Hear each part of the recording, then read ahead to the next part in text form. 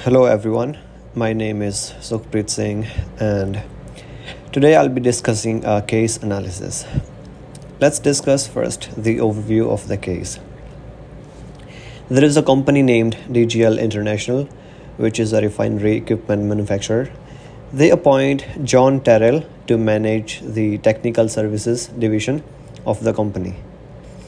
The technical services division is the highest paid but least productive division of the company.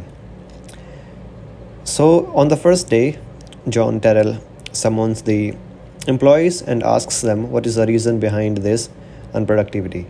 He exercises affiliative leadership, which is basically to put employees first, to pay close attention and provide emotional and professional support to the employees.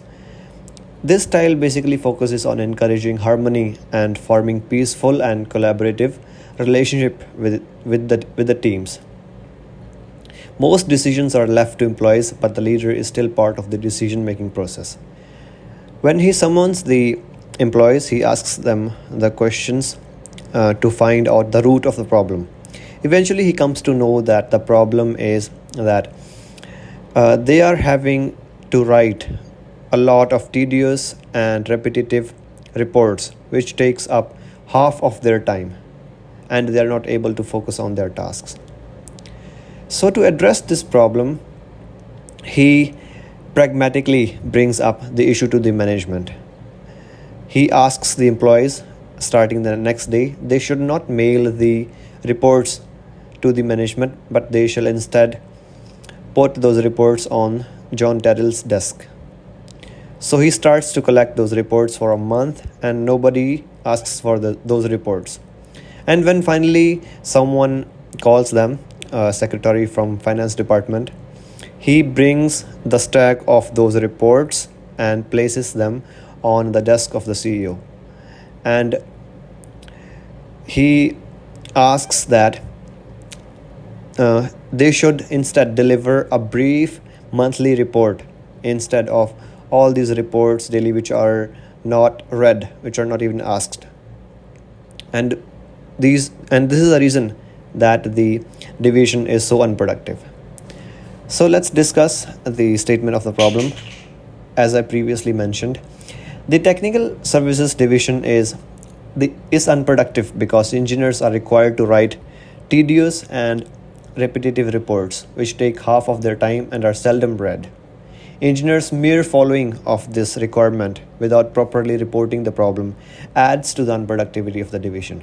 They are merely following the task required from them, but they are not reporting this and the effects of this on the productivity of the whole division. Let us discuss now the possible courses of action. The first course of action is to report the problem to the CEO formally. After listening to the roots of the problem, that is, assignment of useless and tedious tasks of writing reports, I shall report it to the CEO and request changing the policy to address the problem formally first. The second course of action is a pragmatic approach, similar to John Terrell's approach, showing practically that the reports are rarely read and a brief monthly report shall be required instead to allow engineers to work on their major tasks. Next is report writing alternatives. If the company requires reports anyhow for record purposes or anything they find important, then assigning a single person to write short reports daily would be beneficial so others could focus on their work. Lastly, my recommendation. If I'll be on John Terrell's place, I would use the same affiliative leadership technique as he used, but try to report the problem pointed out by engineers formally to the management first. However, suppose that the management fails to recognize the importance of the change being demanded. In that case, I might consider using the approach used by John Terrell, which is to practically show that the daily repetitive reports do not have a sensible use and a brief monthly report would be beneficial instead for productivity. That's all. Thank you for listening and see you next time.